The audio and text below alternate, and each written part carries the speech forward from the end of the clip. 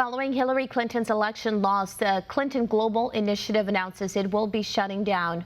The move comes as big-time donors were cutting back on contributions to the charitable organization.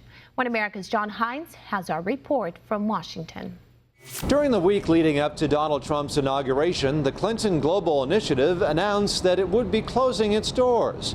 Yet the event was rarely reported by most media outlets. The Clinton Global Initiative, which is an offshoot of the Clinton charity, they basically announced that they were shutting down. The networks have ignored it, and they simply haven't covered it. And the mainstream media ignored the closing of the Clinton Global Initiative for a particular reason, says Scott Whitlock, who analyzes news coverage for the conservative watchdog group, the Media Research Center. I think the reason that the Clinton Global Initiative is folding is clearly you have countries that wanted access to Hillary Clinton as president, and they're not gonna get it. And so you'd think journalists would be interested in that. This is about power and money, and yet they're not covering it. I think the reason that the mainstream media is not covering it is simply because the Clintons were liberal, and the media has been overwhelmingly liberal, and they just simply don't have an interest in covering this kind of power and the questions that go around it when it comes to a Democrat. If this had been a Republican, if this had been George W. Bush or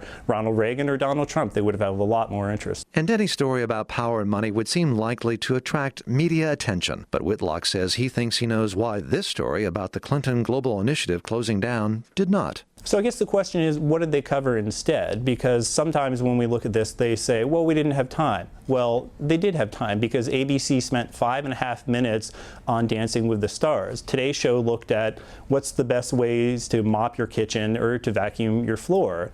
And CBS was interviewing celebrities. So clearly there was time. They just weren't interested in covering it. It's that simple. They didn't want to cover this story. Whitlock says this is one final indicator that mainstream media journalists lacked interest in covering Hillary Clinton's scandals.